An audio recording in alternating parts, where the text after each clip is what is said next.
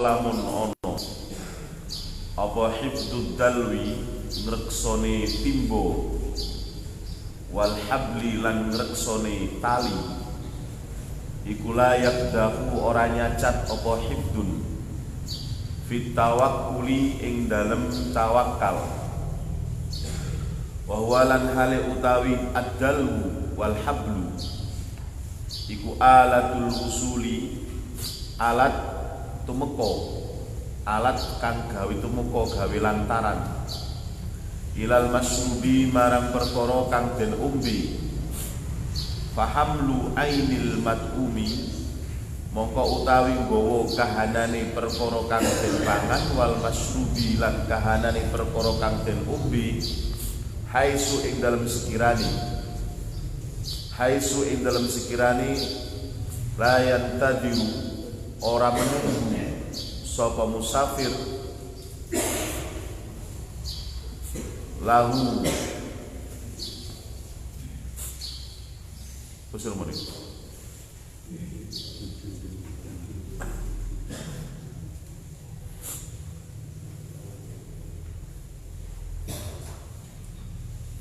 haisu dalam sekirane layun tadoru ora den tunggu-tunggu lau keduweni musafir apa wujudun perkara kang wujud aula iku luwih utama bi alla yakdaha kelawan yen to ora dadi cacat apa tawakal fihi ing dalem hamlu wasata'ti lan bakal teko apa hakikatu tawakkuli hakikate tawakal fi maudhiha ing dalem panggonane hakikatu tawakkul fa inna moko sesungguhnya tawakal iku yalta bisu dadi bercampur illa angin alal muhaddiqina ing atase pira-pira kang ahli nyatakaken masalah min ulama iddin saking pira-pira ulama kang ahli agama. Terus Imam Ghazali iki kaitan kali teng dhuwure sak durunge kaitan kali walaisa makna tawakkuli at-taba'ud anil asbab bil kulliyah. Terus yang disebut dengan tawakal itu bukan berarti kita niki sama sekali menjauhkan diri dari asbab-asbab ngoten-ngoten. Tapi tawakal adalah kita mempersiapkan asbab, mengikhtiarkan asbab, baru kemudian kita pasrah datang Gusti Allah. Dipun contohaken kali Imam Ghazali bilih zaman dulu perkawis salah satu daripada perkawis yang penting yang dibawa oleh musafir itu dua perkara, salah satu daripada perkara yang penting. Bintune kata, tapi ini salah satunya adalah yang menika hifdud dalwi wal habli.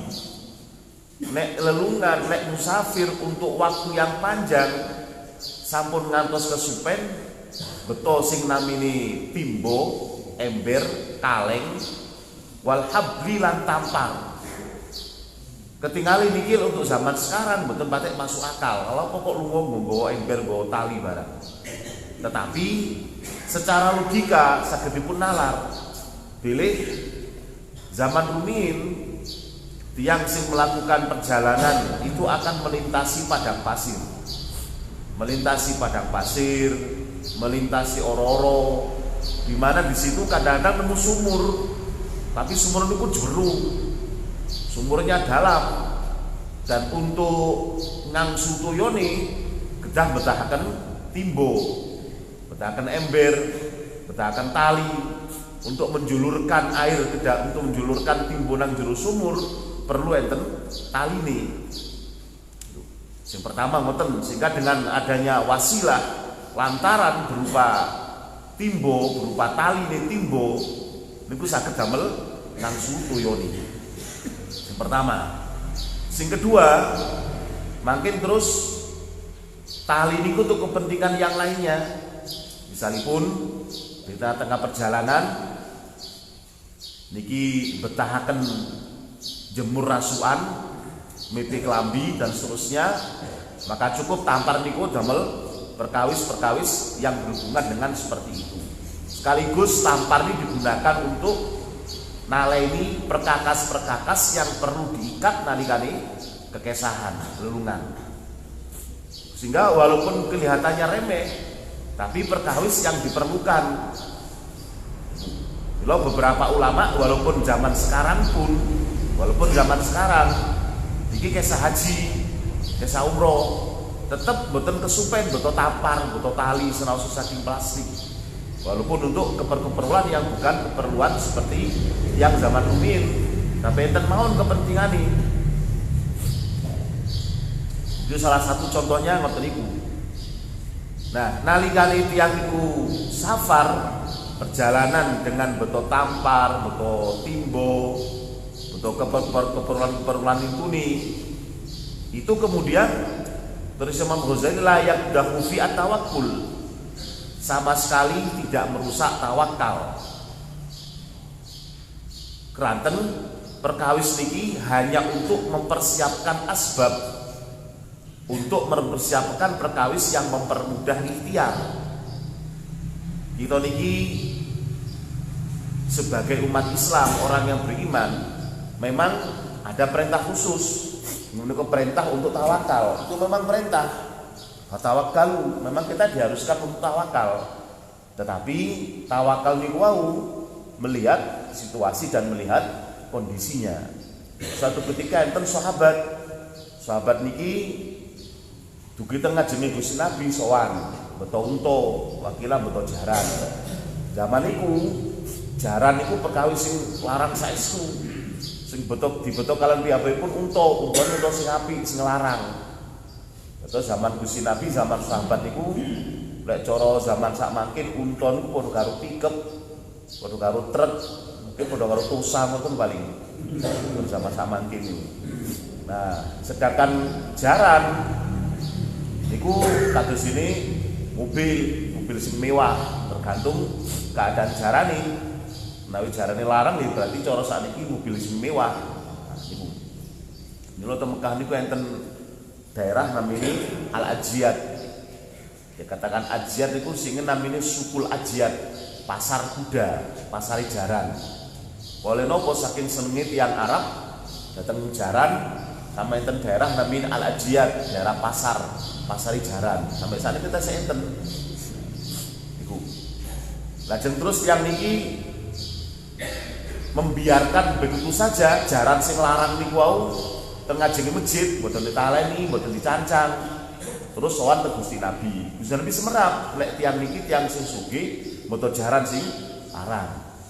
Dipun tangleti kala Gusti Nabi, "Lah jaranmu ning ndi?" "Pun kula jaraken teng ngajenge masjid Gusti Rasul." "Maksudnya apa?" "Pun kula jaraken kula tawakalken teng Gusti Allah." Nah, di sini Gusti Nabi memberikan pelajaran, "Ilha fatawakkal." Cancangan dhisik jaranmu iku, baru kamu bertawakal. Ikatkan dulu kudanya kamu, baru kemudian kamu bertawakal. Jangan kemudian kamu biarkan kuda kamu seperti itu dengan alasan tawakal. Enten bedanya ad-diya'ah, itu niat-niataken bondo.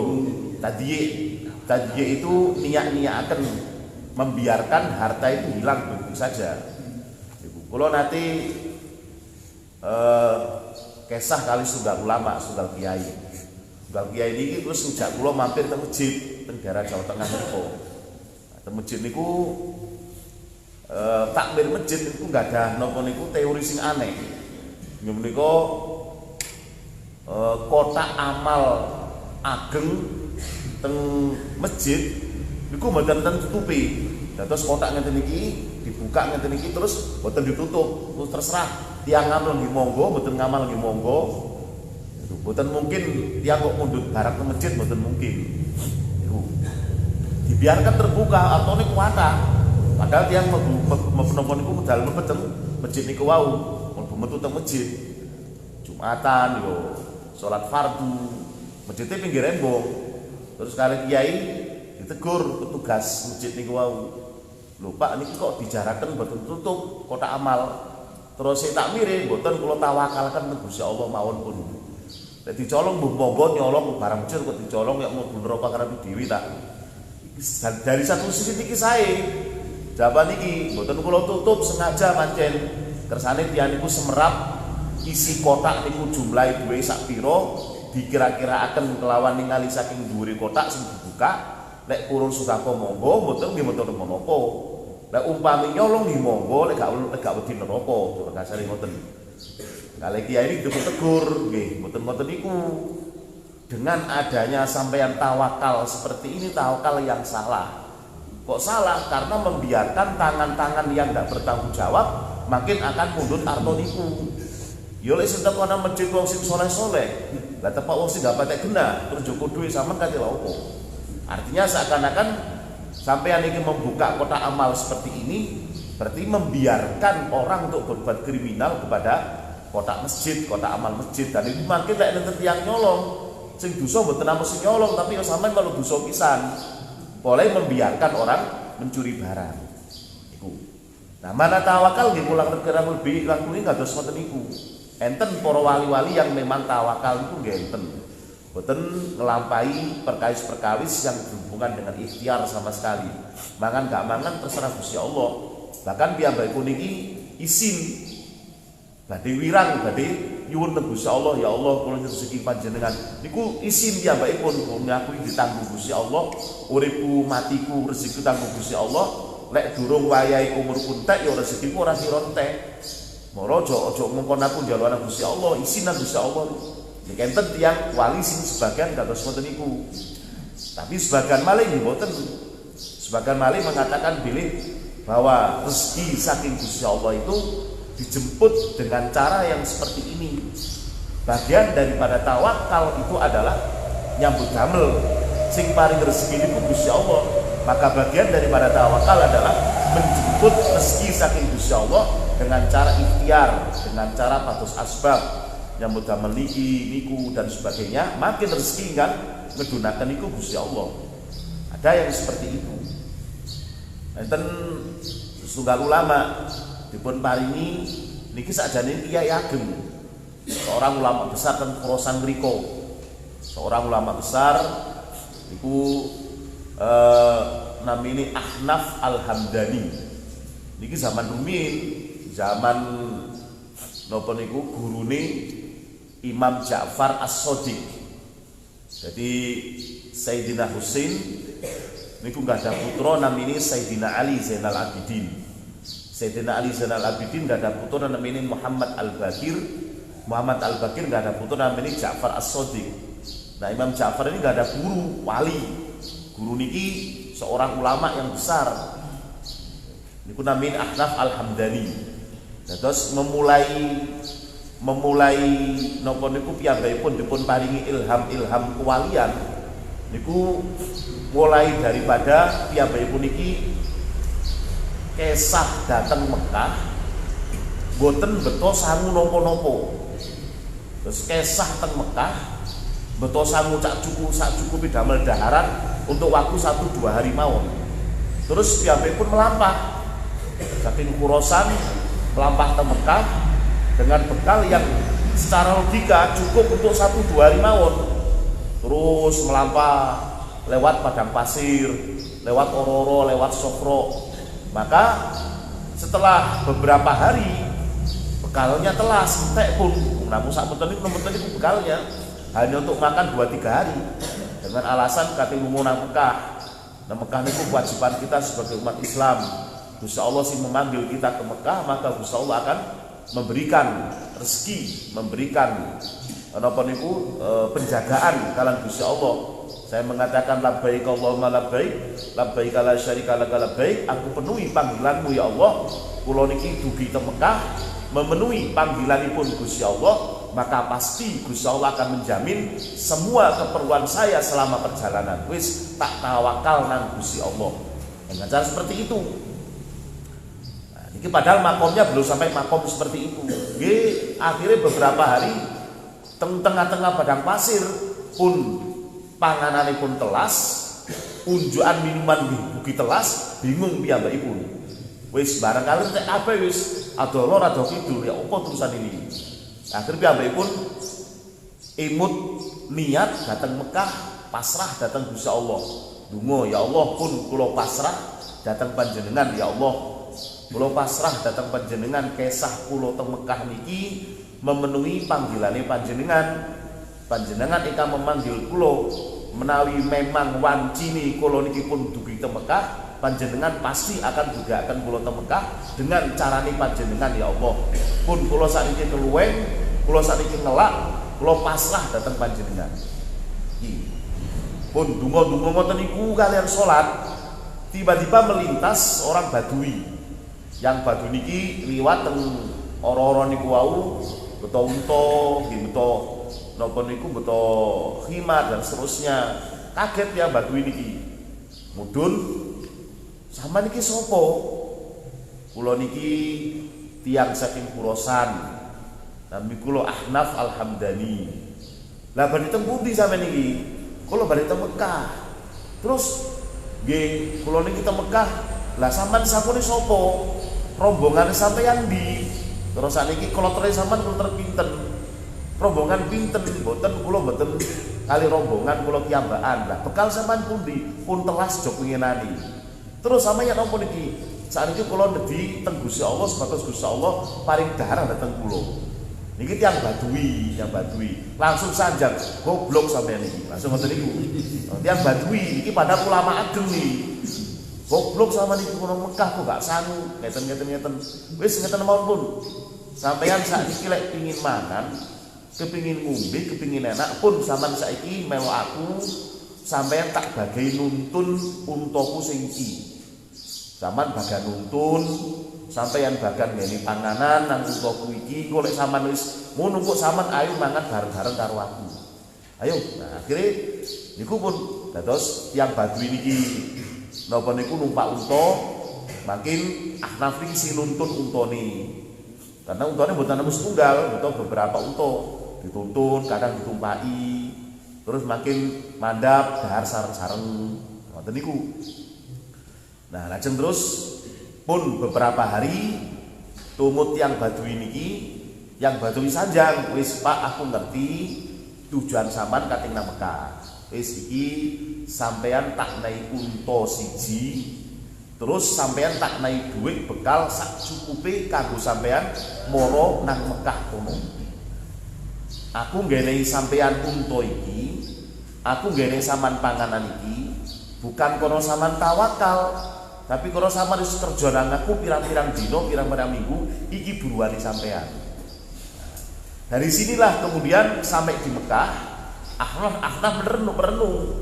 Pertama hasil renungannya adalah bilih menawi kita niki dereng makomnya untuk tawakal secara tingkat tinggi, tentu kita mboten saged untuk menggayuh model tawakal sing kados mboten niku. Ini menunjukkan bilih tawakal tingkatan kados kita ngeten iki, tingkatan untuk dhuwur titik, tingkatan sampai ke atasnya lagi, tingkatan sampai para wali, sampai tingkatan kados Sayyidah Maryam. Sayyidah Maryam niku teng jero lawang, jero ruangan bawah tanah yang tertutup rapat, ditutup kalian Nabi Zakaria, dikunci sampai 7 lapis pintu, digembok. Tapi keranten piyambakipun memang disayang kalian Gusti Allah. Walaupun seperti itu, kalian Gusti Allah memerintahkan malaikat Jibril untuk mengirimkan datang Sayyidah Maryam niki nek wayahe musim panas gedugenan buah-buahan musim dingin. Atau seger lek wayahe musim dingin kedugenan daharan buah-buahan yang tumbuh pada musim panas. Nah, sehingga walaupun di dalam ruangan yang terkunci Sayyidah Maryam niki saged dahar-dahar kanthi kepenak. Padahal mboten nyambut damel napa-napa, mboten usaha napa-napa, langsung malaikat Jibril nurunaken panganan daharan saking langit. Demikian juga para wali-wali ngeten sing model ngeten iki. Para wali-wali yang dimana piyambakipun memang tawajuh datang Gusti Allah sehingga asbab-asbabnya itu seakan-akan tidak tampak pada dahar moro-moro pun enten daharane dan seterusnya. Ada wali yang seperti itu dengan tawakal tingkat tinggi. Tapi Imam Ahnaf ini mendapatkan pelajaran pilih tawakal itu ketika diterima kalian Gusti Allah dengan berbagai macam cara. Dungo piyambakipun. Doanya dengar jelas dipun pirengaken kalian Gusti Allah. tapi Gusti Allah memberikan bantuan dengan cara yang seperti ini. Enggak terus kok moro-moro langit kebuka terus mak kluthek ono rawon soto ngoten mboten. Iku lek enak malah ngoten niku. Mboten dengan cara tiang Baduy dugi, tiang Baduy niku nggih tiang Baduy. Saman nyambut gawe nang aku kok tak nai mangan. Akhirnya nyambut damel piyambakipun. Padahal niku seorang seh nyambut damel angon napa niku nuntun unta, dene mangan unta dan seterusnya. Sampai beberapa minggu kemudian mendapatkan hal yang seperti itu. Ini berarti tawakal ada yang seperti itu. Leren pasrah dhisik, leren bungo dhisik, baru kemudian Allah datangkan asbab yang seperti itu tiang Baduy sing memberikan unta sampai dugi teng Mekah. Ada yang seperti itu. Iki napa niku dengan berbagai macam tingkat ketawakalan seperti itu. Iki napa niku antara lain kados ngoten niku. Sehingga misalipun kita niki kesah kok beto arto, aku lunga nang Surabaya. Aku tak nggo dhuwit.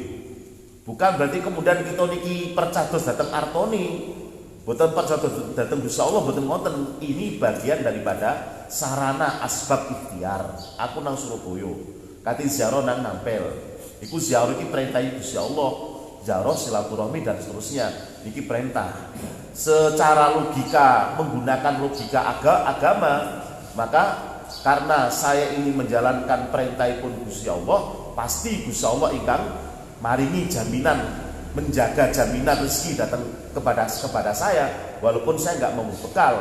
Kalau dari logika agama, logika tauhid, logika tasawuf mungkin masuk akal. Tapi dari segi logika syariat, mboten kenging kados ngoten niku. Nek kita ning Badung Surabaya, nggih, dengan nggawa sangu, butuh arto teng dompet itu sudah bagian daripada tawakal. Saya ngampel butuh arto, iki selanjutnya tak pasrahno nang Gusti Allah, wis. Niki bagian daripada tawakal yang di situ bagian daripada tawakal berhubungan dengan ikhtiar. Imam Ghazali memberikan bimbingan kepada kita dengan cara yang seperti itu. Kok dididik dhisik kok syariat, baru kemudian meraih kepada sing paling dhuwur. Membimbing dengan cara seperti ini. Lek kon katene lunga, ya kudu duwe sangu dhisik. Lek lunga gak duwe sangu jenenge minggat, gak lunga iku jenenge. Ada bedanya tentang al-haim dengan asa al-musafir. Enten bedane al-haim yang sing bingung, kepaung minggat omahe gak nggo apa-apa sangu. Bingung akhire. Kok gak usah sangu tawakal aku jes. Mboten kenging ngoten niku. Kok gak usah sangu sampean tawakal aku pasrah Gusti Allah wis. Nggih mboten kenging niku nekat menini. Terus Imam Ghazali kados ngoten niku, mila makin ada bab khusus wasatati haqiqat tawakkul fi maudhi'iha. Terus makin Imam Ghazali ada bab khusus tentang tawakal supados kita niki mboten cambung, mboten campur aduk memahami yang namanya tawakal. Tawakal niku sami kalian zuhud. Zuhud niku sami kalian sabar. Sabar niku sami kalian istiqomah. Niku istiqomah niku sami mawon. Kalimat-kalimat yang mudah diucapkan tapi dipraktekkan niku angel saestu. Sabar gampang, sabar yo sabar li sabar. Nggih gampang mawon sing ngomong tadi. Sing nglampahi niki sing ruwet. Sabar pasrah lho pasrah Gusti Allah nggih. Sing sajang saged wis pasrah mawon pasrah. Tapi hakikatnya pasrah sing ngrasakaken sing niki sing repot. Sami kalian syukur dan seterusnya. Kalimat-kalimat yang memang membutuhkan napa niku membutuhkan amalan-amalan yang memang kita biasakan. Sami kalian istiqomah, istiqomah niku gampang. Kalimat yang gampang istiqomah ya, istiqomah Tuhan, istiqomah tahajud dan seterusnya. Nah kita ngomong gampang-gampang mawon, tetapi dalam prakteknya jangankan yang sing kita nasihati sampai kita kiambek kadang nggih kerepotan. Enten mau urusan-urusan yang buat kita mboten sampai terus-menerus istiqomah. Wa amazadul akhirah lan anapun utawi sanguni akhirat iku fawa mongko utawi zadul akhirah sangune lelungan yang berhubungan berhubungan dengan perkawis akhirat. Bilih kita niki urip teng alam dunya harus memandang dua perkara ini. Sisi perkawis yang kita lampai yang berhubungan dengan akwal duniawiyah. Yang kedua adalah sisi perkawis yang kita pandang dari sisi akwal ukhrawiyah. Sehingga kita niki walaupun urip teng alam dunya tapi mboten sampai kesupen bila kita suatu ketika pasti akan sampai kepada makom-makom akhirat. Niki napa niku kepentingan safar terus Imam Ghazali kenapa Pak harus ada zadul akhirat, sangu yang berhubungan dengan akhirat. Ketok niki melampah teng alam dunya tapi pikirane niki serba akhirat. Maksudnya nopo? Mboten kok terus mikir akhirat tok mboten, tapi lelampahan nglampahi perkawis syariat yang berhubungan dengan safar. Imam Ghazali menggunakan bahasa zadul akhirah, sangune akhirat. Maksudnya mboten kok terus sangune bijang teng akhirat mboten.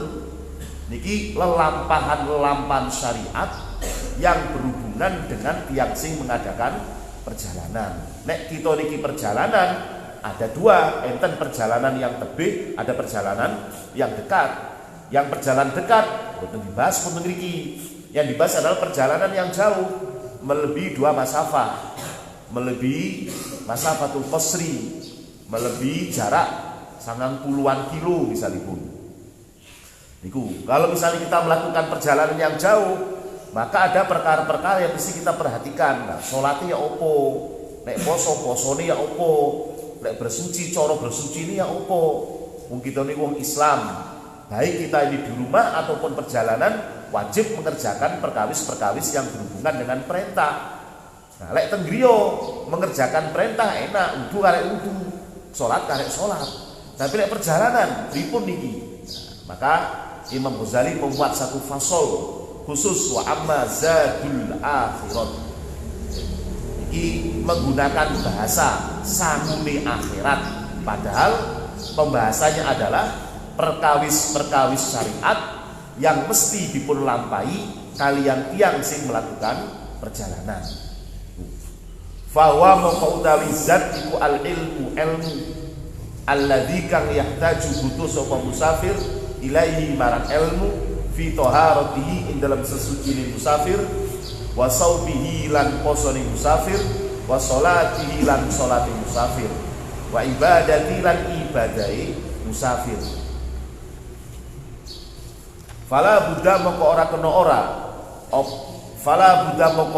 ora apa wa ayyatazawwada yen to gawe bekal sapa musafir, apa ayyatazawwada yen to gawe bekal sapa musafir minhu saking ilmu. Terus yang dimaksud dengan zadul akhirat yaitu perkawis-perkawis syariat yang berhubungan dengan musafir, orang sing safar. Sing pertama adalah ilmu yang dibutuhkan oleh musafir tentang perkawis-perkawis syariat yang dilampahi kalian musafir nalikane dalam perjalanan. Bersucinya bagaimana? Nek teng griya kathah tuyo, teng masjid, teng musala kathah tuyo.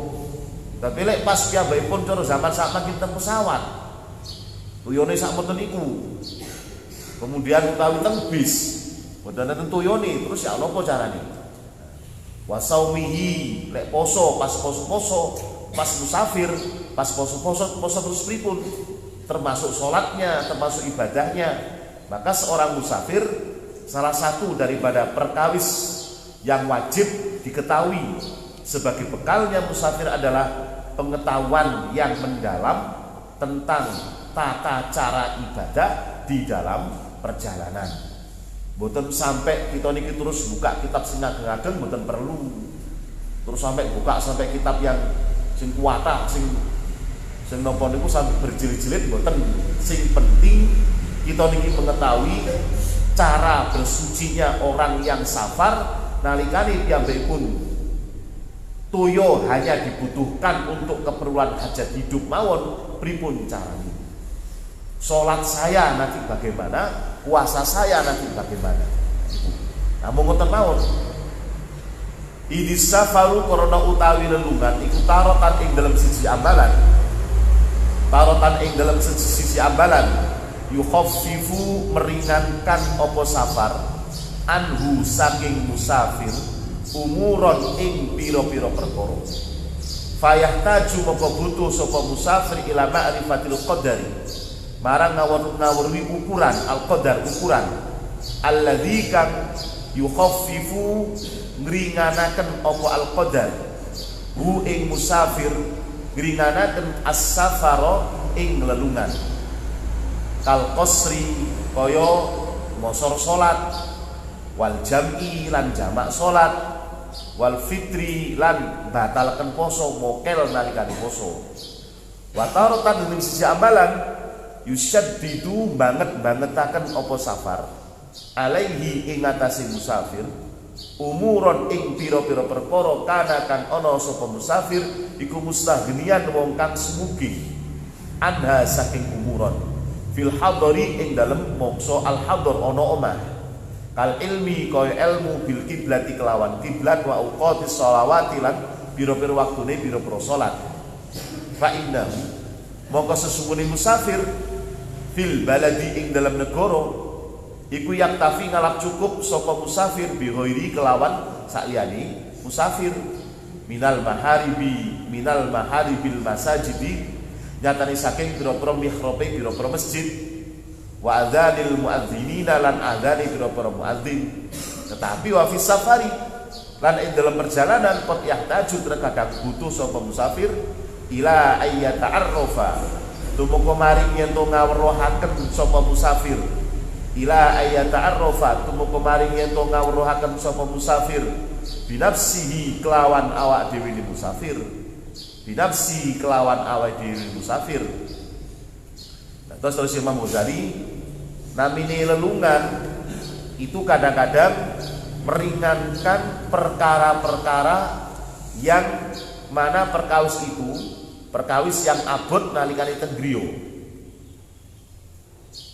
Misalipun nek di rumah kita sholat asar ya harus tepat pada waktunya, sholat zuhur ya harus tepat pada waktunya, maghrib isya subuh ya harus tepat pada waktunya.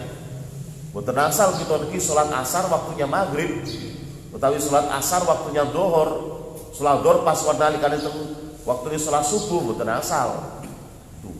Nah, tetapi dalam perjalanan safar kita boleh qosor, meringkas sholat zuhur, asar, kalian isya yang semula itu adalah 4 rakaat sekarang menjadi 2 rakaat. Ugi jamak takdim, jamak takhir. Ibu, maghrib kalian isya diringkes dados tunggal di tempatnya waktu maghrib, namanya jamak takdim. Maghrib kalian isya dikerjakan satu waktu di tempat sholat isya sak maghrib pisan, namanya jamak takhir. Dhuhur kalian asar dijadikan satu dikerjakan pada waktu sholat dhuhur, namanya jamak takdim. Makanya kalau dijadikan satu dikerjakan pada waktu sholat asar, namanya jamak takhir. Hal seperti inilah yang mesti diketahui kalian yang melakukan perjalanan, siapapun orangnya dan apapun tujuan perjalanannya. Siapapun orangnya, wong tani, wong dagang, bisnis, seorang pegawai, ketika melakukan perjalanan yang di situ, perjalanan yang jauh, maka membutuhkan hal yang seperti ini. Jangan mau diangi, kirakan maksud perjalanan ziarah, perjalanan bisnis, perjalanan untuk urusan-urusan keluarga dan seterusnya. Siapapun orangnya, namanya perjalanan yang mudah mengetahui hal-hal yang seperti ini. Ini menunjukkan bilih di dalam perjalanan kadang-kadang Gusti Allah memberikan syariat yang lebih ringan daripada nalikane yang dikuteng griyane. Niki menunjukkan bilih Gusti Allah nalikane seorang kawula niki melakukan aktivitas syariat, maka Gusti Allah semerap mana yang dianggap ringan oleh sang hamba niki dan mana yang dianggap berat, sehingga kesimpulannya Gusti Allah tidak akan mungkin memberikan beban amalan syariat yang tidak mampu dikerjakan oleh seorang hamba, betul mungkin. Senoso niku amal sing abot saestu. Gusti Allah hanya akan memberikan syariat sebatas mana kemampuan sang hamba niku wau. Kita niku umat Muhammad kuwate sakmenten nggih sakmenten niku. Mboten enten kita niku diperintah kok kon poso terus ben taun niku mboten enten. Nek poso monggo mboten napa-napa, tapi itu bukan perintah. Itu perkawis yang berhubungan dengan amalan-amalan tatawu. Terserah piyambakipun. Nek pengin poso sepanjang dinten nggih monggo. Tapi syariat tidak memerintahkan. Kalau kamu ingin sholat sepanjang malam, mulai isya sampai subuh, lu monggo terserah. Tapi itu bukan perintah syariat. Perintahnya adalah fatahajjad bi nafilatan lak. Untuk sholat tahajud, betul usah kata-kata, rakaat, petang rakaat, itu sesuai dengan kemampuan kita. Makanya misalnya kita niki betul-betul membutuhkan hajat yang tinggi datang Gusti Allah, hajat donga sing temenanan datang Gusti Allah, nanti volume sholatnya ditambah. Sekawan rakaat, makin dalu kalian nangis dan seterusnya. Terus ngoten niku, niki Gusti Allah melihat membebankan syariat dengan cara seperti itu. Zaman rumiyin, zaman Gusti Nabi Musa, Gusti Nabi saderengi sholat 50 wekdal 50 rakaat dalam satu hari, 50 waktu dalam satu hari. Beberapa taklif yang berat seperti itu. Nah, dalam umat Muhammad Gusti Allah melihat bahwa umat Muhammad kemampuannya cuma segitu, maka nalikane perjalanan ada syariat taklif yang tidak sama dengan di rumah. Terus ini menunjukkan bila dalam perjalanan kadang-kadang meringankan orang yang melakukan perjalanan. Tapi kadang-kadang safar juga memberikan beban yang berat kepada sang musafir untuk melakukan perkawis-perkawis yang kalau di rumah dia tidak perlu melakukan itu. Contohnya pun kita niki kesah teng satu daerah, nek daerah terus teng Indonesia, nopo malih Jawa Timur, Jawa Barat, Jawa Tengah, itu tas iringan dalam hal misalipun kiblatnya masjid, teng pundi mawon ente masjid musala, arek ngertosi, oh mampir sik nang masjid, ono jedingi lengkap, terus kiblatnya juga ataupun masjidnya juga bagus, mboten perlu kita pados arah kiblat kemana, mboten perlu, arek mampir ngono tok ae wis. Tapi di daerah mana yang tidak ada umat Islam, bingung kita niki. Ternyata umat Islami, nanti kiblatnya nanti kulo nanti, tak bingung masalah menurut patus kiblat ini seringi pinggir kono, oh berarti kiblatnya rono, seringi pinggir kino berarti kiblatnya pada pinggir ini. Nih kulek pas enten seringi ada matahari maghrib, pas isya, pas subuh, pripun terus. Ini perkawis yang kalau di rumah kita tidak membutuhkan itu, sekarang masjid terus ngerti wis. Masjid kadang kulon ya wis mikrope di kulon, tapi di daerah yang kita mboten ngertos dan situ tidak ada masjid, bingung kita. Maka di dalam perjalanan kita harus melakukan semacam observasi terhadap arah kiblat ini kemana. Wis niku pendambalan piyambak ngoten niku. Lek pas butuh kompas gak enak, butuh HP iki gak enak sing enten napa niku. Napa namine arah untuk menentukan kiblat kan enten niku. Enak ngoten niku. Tapi lek pas di tempat mana kita niki di daerah yang pas butuh HP lengkap, lah kok sinyalnya mboten enten. Bisa repotan piyambak udah. Kulo nanti nggak ada rencang butuh kompas.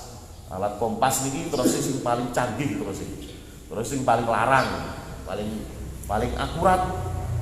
Dan melopo makanya perjalanan tengah alas ya pun memang nopo niku pegawai perusahaan yang bagian mados observasi minyak dan seterusnya niku otomatis terjun ke daerah-daerah hutan belantara ya pun betul kompas makanya kompas iki iso tak delok nanti arah masjid terus ngoten.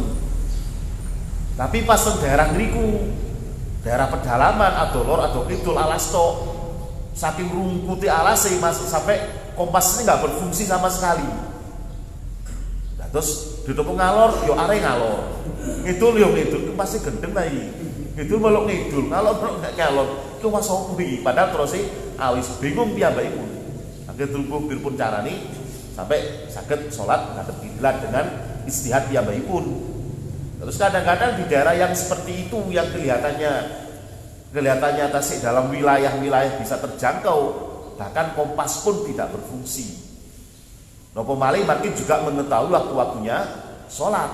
Nek kita teng daerah-daerah kados pedesaan ngeten iki gampil pun ana wong adzan ya dhuhur, kok asar adzan ya asar wis. Kaya magrib ana sing adzan karepe dhewe ya. Iku kados pun biasa ngoten niku. Tapi di daerah mana yang di situ tidak ada muadzin, tidak ada masjid, tidak ada musola, terus pripun? Di tengah-tengah samudra numpak kapal, numpak perahu atau lor atau kidul. Mboten enten napa niku, mboten enten tanda-tanda yang bisa menunjukkan pada kita di lor, di kidul dan seterusnya. Maka di sini kita mesti melakukan satu perkara melakukan satu perkara yang mboten kita lampahi teng griya mikir di arah lor dipikir saestu arah lor kene arah kidul ini mikir-mikir ngoten niku namine ijtihad beristihad. Mila lek tiyang perjalanan teng tengah-tengah alas boten semerap lor kidul terus piyambakipun memikir-mikir dan kemudian memperkirakan kiblat iki arah kanan. Ya pun ngadep kiblat pun. Lah kok mari ngono terus iku salat maghrib. Lajeng pas dhuhur piyambakipun bingung malih. Iki dhuhur iki kok gak pas. Napa iku salat subuh. Subuh ngadep teng satu tempat. Makin dhuhur bingung piyambakipun iki dhuhur iki kok salat subuhku mangko gak pas nang ati rasane. Oh enggak wis ngadep ini. Dados subuh ngadep kidul, dhuhure ngadep kulon misalipun asare ngadep ngalor. Lah pripun niku salat 5 waktu dengan kiblat yang berbeda-beda. Kenapa? Karena antengi pikirane mboten sami. Terus pripun niku pas salat dhuhur, terus nanti salat subuhnya bagaimana? Karena sekarang salat dhuhurnya piyambakipun ngadep ke satu arah, yang mana sholat subuhnya arahnya nggak sama dengan sholat dhuhurnya, sholat subuhnya. Apa nanti perlu dibatalkan sholat subuhnya? Lek terus para ulama, terus Imam Suyuti di dalam keadaan yang seperti itu, boten perlu sampeyanku kok terus mengkodok sholat subuh tadi. Al istihad la yuqad bil istihad. Istihad yang tadi subuh tidak perlu dihapus dengan istihad yang dhuhur sekarang. Lek ini subuh ngadep ngidul, ternyata dhuhurnya kok ngadepi ngulon iki jarno ae. Karena apa? Karena tadi subuh dengan istihad sendiri, dhuhur dengan istihad sendiri. Ini kerepotan-kerepotan yang dialami oleh musafir di dalam perjalanannya yang tidak akan bisa dijumpai piyambakipun teng griya. Terus ngoten niku. Wa fis safari qad yahtaju ila ta'arufa bi nafsihi. Makanya perjalanan boten kados ngoten niku. Ada perkara-perkara yang harus dia lakukan yang berhubungan dengan perkawis yang tidak akan mungkin dilakukan nalikane teng griya. Fa idan wallahu a'lam. Al-Fatihah.